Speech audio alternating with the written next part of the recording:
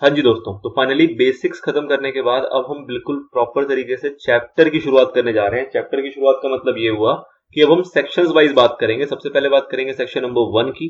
उसके बाद इसी पर्टिकुलर वीडियो के अंदर आपको पता है सेक्शन नंबर 2 तो है नहीं इस एक्ट के अंदर, तो सेक्शन नंबर 3 हमारा आएगा जिसके अंदर डेफिनेशंस की चर्चा होगी, जो कि आपको पता है कि इस चैप्टर का एक बहुत ही इंपॉर्टेंट एरिया है सेक्शन नंबर 3 का। फिर सेक्शन नंबर 4 एंड 4A यहां तक हमारा डेफिनेशन वाला पार्ट चलेगा, जो कि बैक टू बैक अब हम खत्म करने वाले हैं। सबसे पहले बात करते हैं section number 1 which is for preliminary. अब आपको पता है कि किसी भी एक्ट का जो सेक्शन नंबर 1 होता है वो प्रीलिमिनरी होता है, जिसके अंदर हम बेसिकली बात करते हैं किस चीज की, शॉर्ट टाइटल की, एक्सटेंट की और कमेंसमेंट की। ये तीन चीजें जनरली सेक्शन 1 के अंदर हुआ करती हैं, लेकिन अगेन यूनिकनेस है इस पर्टिकुलर एक्ट के अंदर। क्या यूनिकनेस है कि इस एक्ट के अंदर जो सेक्शन नंबर 1 बताया गया है वो सिर्फ और सिर्फ बताया गया है शॉर्ट टाइटल का, जो कि आपको पता ही है इस एक्ट का नाम क्या है। इस एक्ट का नाम the general clauses act 1897, this is the short title, जो कि ओनली कवर्ड है सेक्शन नंबर 1 के अंदर। इसके अलावा और कुछ बातें नहीं है इसके अंदर। इन जनरल आपको पता ही है कि क्या क्या चीजें हुआ करती हैं। इन जनरल होती है किसी भी एक्ट के अंदर शॉर्ट टाइटल। दूसरा होता है एक्सटेंट। एक्सटेंट आपने जान लिया कि जो क्लॉजेज एक्ट है इसका एक्सटेंट वहां तक होगा जिस भी एक्ट में इसको रेफर किया जा रहा है, और उस एक्ट का जहां तक टेरिटोरियल एक्सटेंट है वहीं तक इस पर्टिकुलर एक्ट का भी टेरिटोरियल एक्सटेंट माना जाएगा। नेक्स्ट आता है आपका कमेंसमेंट। वो आपने देख लिया अलग से इंट्रोडक्शन वाले पार्ट के अंदर कि 11 मार्च को ये आया था, तो वो इसकी कमेंसमेंट की डेट है, जो कि सेक्शन नंबर 1 के अंदर नहीं गिवन है। अदर देन हमने उसको कवर अप कर लिया है। अगला आता है एप्लीकेशन। वो भी हम अलग से कवर कर चुके हैं कि किस किस के ऊपर ये हमारा अप्लाई होता है। ठीक, नाउ इसके अलावा और कुछ खास इसके अंदर है नहीं। बेसिक सी बात कह रहा है कि हर एक एक्ट का एक टाइटल होता है। टाइटल का बेसिकली होने का पर्पस क्या होता है, इज जस्ट टू आइडेंटिफाई, उसकी एक अपनी आइडेंटिटी देना, उस एक्ट की अपनी आइडेंटिटी देना। जैसे कि किसी भी पर्सन की एक आइडेंटिटी होती है जिस नाम से वो जाना जाता है। सपोज करो आपका एक नाम है तो आप उस नाम से जाने जाते हो, ऐसे ही एक एक्ट का भी नाम देना जरूरी होता है, विच इज शॉर्ट टाइटल, जिसके थ्रू उस एक्ट की एक अपनी पहचान होती है। तो कहा जा रहा है the general clauses act contains only the short title in the preliminary part of the act. तो सिर्फ और सिर्फ इसके अंदर क्या है, short title. This is what section number 1। ठीक, चलिए अगला जब मारते हैं सेक्शन नंबर 3 की ओर, जो कि हमारा डेफिनेशनल पार्ट। बेसिक्स में आपको इसकी बता चुका हूं क्या कि डेफिनेशंस के अंदर बेसिकली 3 सेक्शंस है आपके। सेक्शन नंबर 3 है जो डेफिनेशंस का है। सेक्शन नंबर 4 है जो कि एप्लीकेशन की बात करेगा कि कौन कौन सी ऐसी डेफिनेशन है जो कि अप्लाई होगा फॉरगोइंग इनएक्टमेंट, जो प्रीवियस इनएक्टमेंट है उसके ऊपर। और वैसे ही सेक्शन नंबर 4A आएगा जिसमें हम बात करेंगे कि जो डेफिनेशन है सेक्शन नंबर 3 की वो अप्लाई होंगी इंडियन लॉज के ऊपर। तो ऐसे कौन कौन से डेफिनेशन है जो कि अप्लाई होगा इंडियन लॉज के ऊपर, इसकी एप्लीकेशन के ऊपर बात करता है हमारा सेक्शन नंबर 4A। ठीक है ना, तो मेन मेजर एरिया आपका सेक्शन 3 का ही है। 4 और 4A तो बिल्कुल छोटा सा कंटेंट है, 5 से 10 मिनट का। ठीक है जी, आगे बढ़ते हैं। तो आगे आपने देखा कि इसके अंदर हमने कुछ रेलेवेंट डेफिनेशंस को कवर करना है। वो रेलेवेंट डेफिनेशन जो कि और एक्ट्स में नहीं दिए होते या फिर बहुत रेयर एक्ट्स में दिए होते हैं, जो कि बहुत जनरल नेचर के होते हैं, और शॉर्टन करने के लिए, किसी भी एक्ट की लैंग्वेज को शॉर्टन करने के लिए इस एक्ट के बनाया गया था। और जो कि इसका पर्पस है कि एक साथ एक जगह पे एक प्लेस पे काफी सारे डेफिनेशंस को कंपाइल करके प्रोवाइड करा देना, जिसको कि कभी भी रेफर किया जा सकता है जस्ट लाइक अ डिक्शनरी। ठीक है, आगे सेक्शन 3 बेसिकली क्या है, तो section 3 which is the principal section contain definition applies to, किसके ऊपर अप्लाई होगा, तो ऑब्वियस बात है ये चीज आप पहले देख चुके हो कि जनरल क्लॉजेज एक्ट अपने आप पे तो होगा ही होगा, साथ ही में to post 1897 central acts and regulations, मतलब 1897 के बाद के जितने भी सेंट्रल एक्ट्स होंगे, जितने भी रेगुलेशंस होंगे, उनपे भी हमारा ये सेक्शन नंबर 3 जो है वो एप्लीकेबल है। ठीक है, तो बहुत सिंपल सी बात है। सेक्शन नंबर 3 के अंदर क्या दे रखा है, डेफिनेशंस। ये डेफिनेशन जो होगा ये किस किस के ऊपर अप्लाई होगा, तो ये जनरल क्लॉजेज एक्ट के ऊपर तो अप्लाई होगा ही होगा, साथ ही में जितने भी 1897 के बाद के सेंट्रल एक्ट्स होंगे या रेगुलेशंस होंगे उन सभी पे भी अप्लाई होगा। अनलेस क्या है, तो अनलेस में आपने देखा हुआ है कि अनलेस अदरवाइज उस पर्टिकुलर एक्ट के अंदर खुद ही डेफिनेशन जो है वो सेपरेटली गिवन हो। मतलब किसी अगर एक्ट में बात करने जा रहे हैं, जैसे कि एफिडेविट की अगर डेफिनेशन किसी पर्टिकुलर एक्ट में दे रखी है तो उसी एक्ट को रेफर किया जाएगा, फिर आपको जनरल क्लॉज एक्ट को चेक करने की जरूरत नहीं है। लेकिन उन सभी एक्ट में जहां पे वो डेफिनेशन मिसिंग है तो उस केस में आपको जनरल क्लॉजेज एक्ट की मदद लेनी पड़ेगी और यहां से उसको यूज करना पड़ेगा। ये भी मैंने आपको बात पहले बताई थी कि सेक्शन नंबर 3 के अंदर टोटल कितने डेफिनेशंस हैं, तो कहा गया है कि 67 ऐसे टर्म्स हैं, ऐसे फ्रेजेस हैं जिसको यहां पे डिफाइन किया गया है और यूज किया जाता है ऑब्वियसली एज अ डिक्शनरी। जहां पे भी दिक्कत आएगी तो आप as a dictionary in 67 terms को, इसकी मीनिंग को जानने के लिए इस पर्टिकुलर एक्ट की आप यूज में लाते हो, मतलब इसकी हेल्प लेते हो। ठीक है, चलिए जी, तो अब बाकी बातों को खत्म करते हैं और फटाफट से स्टार्ट करते हैं अपने डेफिनेशंस को। सबसे पहला आपका डेफिनेशन आता है विच इज फॉर एक्ट। ठीक, अब इस पर्टिकुलर वीडियो के अंदर हम 3 डेफिनेशन खत्म करेंगे। आपको मैंने बताया था टोटल आपको 28 डेफिनेशन जो हैं 67 टोटल गिवन है, 67 जो है वो टोटल गिवन है एक्ट के अंदर, लेकिन आपका मॉड्यूल आपको कहता है कि बच्चों सिर्फ और सिर्फ 28 डेफिनेशन पढ़ लो, जो कि रेलेवेंट ज्यादा है, ज्यादा इंपॉर्टेंट है, और सीधी सी बात है कि आपके मॉड्यूल में गिवन है, मतलब आपके कोर्स के लिए इतनी ही बातें जानने लायक है। ठीक, तो इन 28 को हम देखेंगे, लेकिन ऑब्वियसली इसको देखेंगे हम कई पार्ट्स के अंदर। मेरे ख्याल से 4 से 5 पार्ट तो इसके आराम से बनेंगे, क्योंकि छोटा छोटा पार्ट होगा, 3-4 डेफिनेशन, 4-5 डेफिनेशन से ज्यादा हम कवर नहीं करेंगे इस पार्ट के अंदर। इस पर्टिकुलर पार्ट के अंदर हम 3 डेफिनेशन को खत्म करने वाले हैं। सबसे पहला हमारा है एक्ट। ठीक, चलिए जी एक्ट को समझते हैं। तो सेक्शन नंबर 3 क्लॉज 2 बात करता है आपकी एक्ट की। अब ये एक्ट कौन सा है? ये एक्ट ऐसा नहीं है जो आप देखते हो कॉन्ट्रैक्ट एक्ट या आप देखते हो कंपनीज एक्ट, ये वाले एक्ट की बात नहीं कर रहे हैं यहाँ पे। यहाँ पे किस एक्ट की बात की जा रही है? यहाँ पे की जा रही है एक्ट बोले तो एक्टिविटी, या ऐसे कह सकते हो डीड, या ऐसे कह सकते हो कि कोई भी काम करना, कोई भी हरकत करना, उसकी बात की जा रही है। उन हरकतों की यहाँ पे डिफाइन किया गया है सेक्शन 3 क्लॉज 2 के अंदर। ठीक है, क्या कहा जा रहा है? Act used with reference to an offence और अ सिविल रॉन्ग। इसको तोड़ तोड़ के पढ़ना है आपने बिल्कुल आराम से, कि act used with reference to an offence और a civil wrong shall include a series of act. Shall भी आ गया, आपको पता है shall which is used as a mandatory term, and include मतलब ये इंक्लूसिव नेचर बता रहा है, जरूरी नहीं है कि इतनी ही बातें होंगी, और भी हो सकती हैं।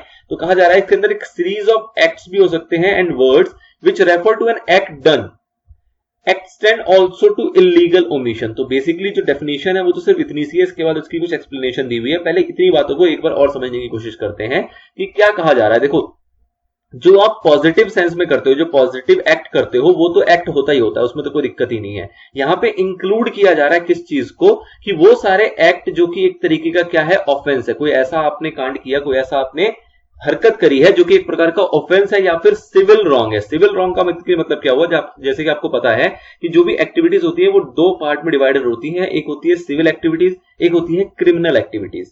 तो यहां पे बेसिकली एक्ट में दोनों को कवर किया जाता है, लेकिन डेफिनेशन में सिर्फ और सिर्फ आपको एक वर्ड गिवन है विच इज सिविल रॉन्ग। कि कोई भी आपने ऐसा था जो कि सिविल नेचर की एक्टिविटी थी, जिसके अंदर आपने रॉन्ग परफॉर्मेंस की है, जिसकी वजह से वो कहीं ना कहीं एक तरीके का नेग्लिजेंट या फिर किसी प्रकार का ऑफेंस माना जा रहा है।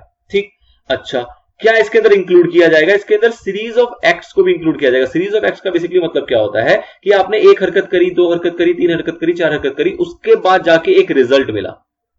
ठीक है, मतलब आपने सिर्फ अगर 1 हरकत को मैं देखूं तो ये आपका एक्ट नहीं है या फिर एक किसी प्रकार का ऑफेंस नहीं है, लेकिन आपने ऐसे करके 3-4 ऐसी एक्टिविटी की है जिसके थ्रू जो इसका रिजल्ट निकल के आया वो एक प्रकार का ऑफेंस है या फिर सिविल रॉन्ग है। तो इस टाइप की चीज को भी यहां पे इंक्लूड किया जाता है, which refers to the act done. और इसके अंदर एक्सटेंशन क्या है? एक्सटेंशन ये है कि अगर कोई इलीगल ओमिशन होगी तो वो भी आप यहां पे काउंट करोगे। अब इलीगल ओमिशन को आप किस तरीके से समझ सकते हो? इलीगल ओमिशन का मतलब होता है कि कोई चीज नहीं करना, which impliedly a kind of illegal activity. मतलब कि इसको आप ऐसे समझ सकते हो कि सपोज करो कोई एक पुलिस ऑफिसर है और उसके सामने कोई अपराध हो रहा है या कोई भी ऐसी एक्टिविटी हो रही है जिसमें कि इसको अपना हाथ बढ़ाना चाहिए और उसको रोकना चाहिए, लेकिन जो ये पुलिस भाई साहब हैं ये चुपचाप खड़े उसको देख रहे हैं। तो ये क्या है? अब ये बोलेंगे मैंने तो कुछ किया नहीं। तो भाई साहब आप अगर नहीं करोगे तो भी वो एक्ट का पार्ट बनेगा। मतलब क्या हुआ कि अगर कोई काम ऐसा है जो कि आपको करना था और आप वो नहीं करते हो और उसका जो परिणाम है वो कोई ना कोई इलीगल एक्टिविटीज हो रही है या कोई ऐसी चीज जो कि आपको रोकनी चाहिए थी लेकिन आप नहीं रोक रहे हो, या जो चीज आपको करनी चाहिए थी आप नहीं कर रहे हो, तो वो भी आपका इंक्लूड होता है इलीगल ओमिशंस के अंदर और वो बनता है आपके एक्ट का पार्ट। ठीक है, एक और तरीके से समझते हैं इसको कि सपोज कीजिए पेरेंट्स की अगर बात करें या पेरेंट्स या किसी और पर्सन की बात करें जिसको की देखरेख करनी होती है किसी एक चिल्ड्रन की, किसी एक चाइल्ड की। सपोज कोई एक है आपका 6 महीने का बच्चा है, ठीक है ना, इस 6 मंथ का जो ये बेबी है इसकी टेक केयर करना, इसको प्रॉपर तरीके से इसकी देखरेख करना रिस्पॉन्सिबिलिटी है जो भी इसका केयर टेकर है, जो भी इसका पेरेंट्स है, जो भी इसके गार्जियन है, व्हाटएवर। ठीक, अब अगर सपोज कीजिए कि इस बच्चे को टाइमली जो खाने पीने की चीजें वो प्रोवाइड नहीं की जाती हैं, इसको परेशान किया जाता है, टॉर्चर किया जाता है और उसके रिजल्ट में होता है क्या कि लेट से इस बच्चे की हो जाती है death.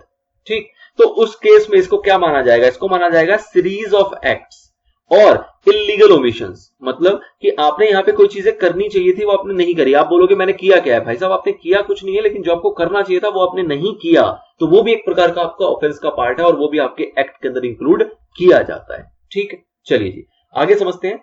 N act required to be done can not necessarily mean a positive act only. मतलब एक्ट के अंदर सिर्फ पॉजिटिव को नहीं लेते हैं हम। And may also include act which one is precluded from doing from decree. मतलब एक चीज यहां पे क्या जोड़ी गई कि अगर किसी को किसी काम करने से रोका जा रहा है, मतलब क्या हुआ कि सपोज करो कोर्ट का ऑर्डर आया और कोर्ट कहती है कि आपको ये एक्टिविटी करनी है और कोई उस एक्टिविटी को करने में बाधा उत्पन्न कर रहा है, उसको नहीं करने दे रहा है, तो वो भी आपका एक एक्ट माना जाएगा, वो भी एक ऑफेंस का पार्ट होगा, वो भी एक प्रकार का सिविल रॉन्ग कहलाएगा। ठीक है ना। जैसे आप बचपन पढ़ते हो कॉन्ट्रैक्ट एक्ट के अंदर कि पब्लिक प्लेसेस के अंदर न्यूसेंस क्रिएट करना या फिर पब्लिक एक्टिविटीज या पब्लिक जो प्रोसीडिंग्स होती हैं उसको ना होने देना। ठीक है। रेस्टोरेंट ऑफ ट्रेड वाली चीजें देखी थी आपने, उसके बाद आपने मैरिज वाली चीजें देखी थी। तो इस टाइप की चीजों में भी अगर बाधाएं उत्पन्न करता है कोई व्यक्ति तो वो भी आपका एक्ट के अंदर ही कवर होता है। ठीक है।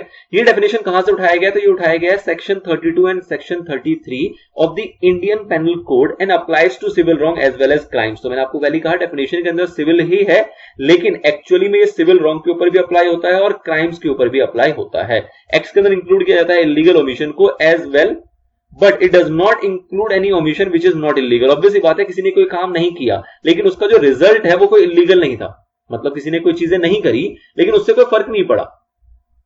ठीक है ना। तो ऐसी अगर कोई ओमिशन है तो वो आपका एक्ट के अंदर कवर नहीं होता। एक्ट के अंदर वही ओमिशन को कवर किया जाता है, वो सारी ओमिशंस जिसका परिणाम कुछ ना कुछ इलीगल निकल के आया है, तो वो आपकी ओमिशन का पार्ट है, वो आपके एक्ट के अंदर कवर किया जाएगा। इलस्ट्रेशन देख लेते हैं जो कि सेक्शन 36 से उठाया गया है of the Indian penal code. क्या कहा जा रहा है? The act by which a causes Z's death consists of series of acts, namely the blow given in the beating him, plus a series of illegal omissions, namely wrongfully neglecting or refusing to supply him with food at proper times। मतलब कहीं भी कोई भी लापरवाही करी गई जिसकी वजह से जो Z है उसकी डेथ हो गई है, तो उसके अंदर आपने कई सारी एक्टिविटीज की हैं।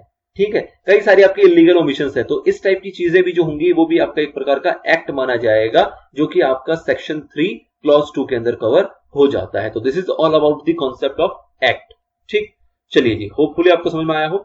आगे बढ़ते हैं। अगला जो टर्म है वो आता है एफिडेविट। अब एफिडेविट की बात हमने पहले भी की है, यहां भी कर रहे हैं। और एफिडेविट जैसे आपको 3 टर्म्स हैं जो अलग अलग टाइम पे मिलने को मिलेंगे इसी डेफिनेशंस के अंदर, जैसे कि एक आएगा ओथ और उसके बाद एक आएगा स्वेर। तो ये तीनों चीजों को आप देखोगे जबकि आपको एट द एंड पता लगेगा कि तीनों का मीनिंग जो होता है वो सेम होता है। चलिए जी, देखेंगे जब आगे आएगा। फिलहाल बात करते हैं एफिडेविट की। तो क्या कहा जा रहा है? Affidavit shall include affirmation and declaration in case of the person by law allowed to affirm और डिक्लेयर इंस्टेड ऑफ स्वेरिंग। मतलब क्या हुआ कि लेट्स से एक एग्जांपल लेते हैं कि आपको कोई डॉक्यूमेंट था, वो लेट्स से गवर्नमेंट जॉब है।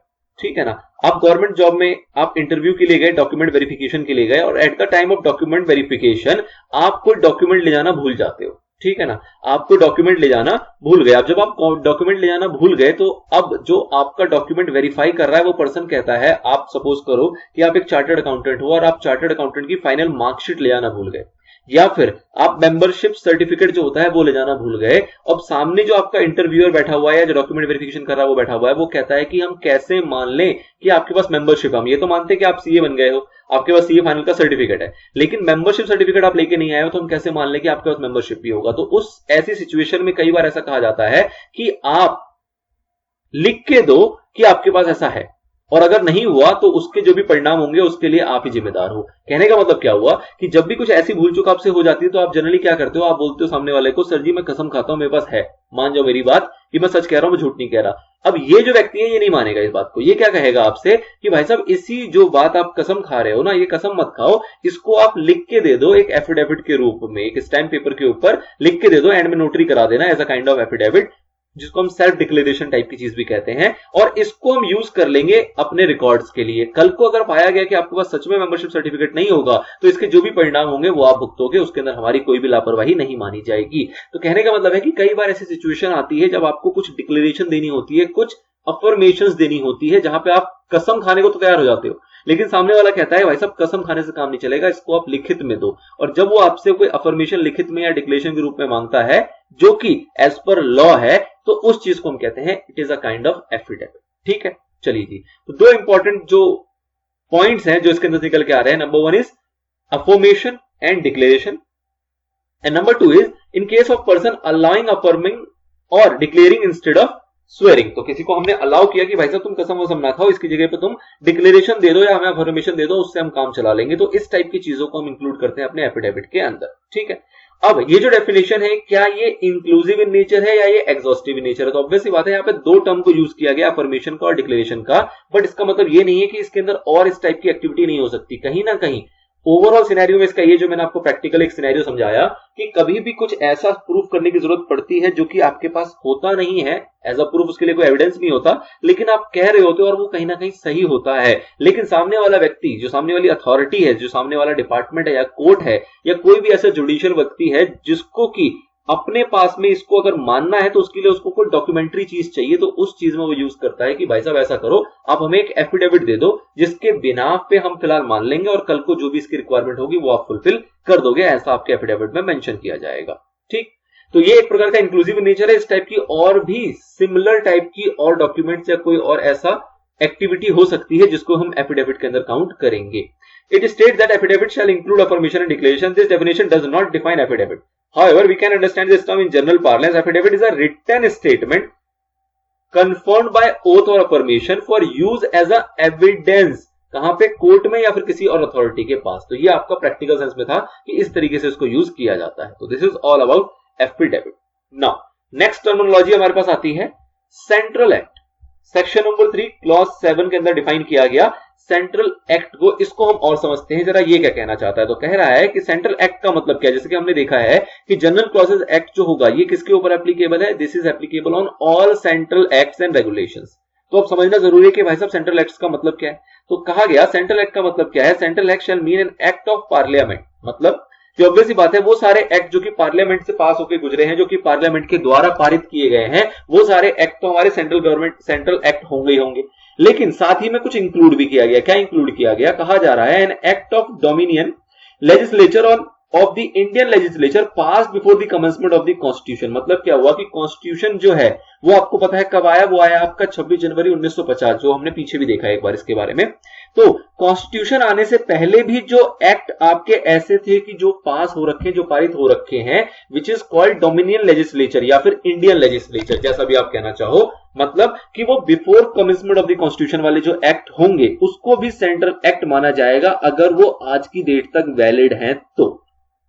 ठीक है, मतलब क्या हुआ कि वो सारे एक्ट जो कि हैं पुराने, मतलब कि 26 जनवरी 1950 से पहले के एक्ट हैं, लेकिन आज के टाइम पे भी अगर उसकी वैलिडिटी है तो वो एक्ट को कौन सा एक्ट कहा जाता है? उनको कहा जाता है डोमिनियन लेजिस्लेचर या फिर इंडियन लेजिस्लेचर, जो कि कमेंसमेंट से पहले पास हो रखे थे। तो उस टाइप के एक्ट को भी इंक्लूड करेंगे हम सेंट्रल एक्ट के अंदर, और वो एक्ट के ऊपर भी आपका जनरल क्लॉजेस एक्ट जो है वो एप्लीकेबल हो जाएगा। आगे देखते हैं, कह रहा है an act made before such commencement by the governor general in council और the governor general acting in legislative capacity. अब ये दूसरा एक मोड आया। दूसरे मोड का मतलब क्या हुआ कि वो सारे एक्ट जो अगेन पास हुए हैं बिफोर कमेंसमेंट, लेकिन किसके द्वारा किए गए हैं? वो किए गए हैं गवर्नर जनरल इन काउंसिल या फिर governor general acting in legislative capacity. मतलब कहने का क्या हुआ कि गवर्नर जनरल के द्वारा पास किए गए हैं, चाहे वो गवर्नर जनरल आपके काउंसिल के हो, चाहे वो आपके लेजिस्लेटिव कैपेसिटी के हो, कोई से भी गवर्नर जनरल ने अगर कोई एक्ट पास कर रखा है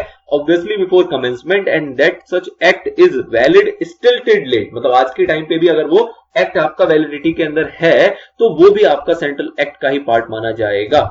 ठीक है, तो ओवरऑल घुमा फिरा के आपको ये बात समझ में आ गई है कि 1897 से आप पढ़ने जा रहे हो, लेकिन इसके बीच में आपका एक पीरियड आएगा विच इज कॉल्ड 1950, और उसके बाद के पीरियड आएंगे आपके, सपोज करते हैं हम 2020। ठीक है ना, तो ये वाले जो एक्ट है वो तो आपके एक्ट ऑफ पार्लियामेंट हो जाते हैं, लेकिन इससे पहले के जो एक्ट होंगे उसको दो पार्ट में क्लासिफाई कर दिया गया। जो एक्ट डोमिनियन लेजिस्लेचर या फिर इंडियन लेजिस्लेचर के हैं, या फिर वो वाले एक्ट जो कि पास किए गए हैं गवर्नर जनरल के द्वारा, तो वो वाले भी जो दोनों एक्ट होंगे उनके ऊपर, मतलब उनको भी काउंट किया जाएगा एज अ सेंट्रल एक्ट, और उनके ऊपर भी आपका जनरल क्लॉजेस एक्ट जो है वो आराम से एप्लीकेबल होगा। ये आपको डिफाइन किया गया सेक्शन नंबर 3 क्लॉज नंबर 7 के अंदर। चलिए जी, तो ये तीन छोटी छोटी डेफिनेशन हमने देख ली है। अगला जो डेफिनेशन आएगा वो आएगा सेंट्रल गवर्नमेंट का। ये इंपॉर्टेंट मैं कह लूंगा, इतना एग्जाम पॉइंट ऑफ व्यू से नहीं भी हो सकता, लेकिन कहीं ना कहीं मॉड्यूल में गिवन है, आज तक ऑल तो एग्जाम में नहीं आया, बट ऐसा नहीं कह सकते कि आगे भी नहीं आएगा, तो इसलिए इसको भी हम कवर करेंगे, और इसको हम कवर करेंगे बिल्कुल सेपरेट वीडियो के अंदर, ताकि जो बच्चा इसको अवॉइड करना चाहे वो अवॉइड कर दे, और जो इसको कवर करना चाहे वो कवर कर दे। ऑल्दो मेरा पर्सनल सजेशन होगा कि आप कवर करके चलो, क्योंकि जब आपने पूरी दुनिया का 99% कंटेंट पढ़ लिया तो इस 1% कंटेंट से क्यों डरना, क्यों इससे झिझकना। ठीक है ना। तो इसलिए मैं इसको तो कराऊंगा नो डाउट, साथ ही में आप चाहो तो इसको कवर करो, चाहो तो इसको इग्नोर कर देना, क्योंकि इसको एक सेपरेट वीडियो के अंदर इसलिए कवर करने की मेरी इच्छा हो रही है। चलिए जो नेक्स्ट पार्ट में हमारा आएगा सेंट्रल गवर्नमेंट, जिसमें कि एक लॉ था सेंट्रल गवर्नमेंट को ही हम समझेंगे, इसके अलावा और कुछ भी इंक्लूड उसके अंदर नहीं करेंगे। चलिए मिलते हैं नेक्स्ट पार्ट में, तब तक के लिए गुड लक, गुड बाय।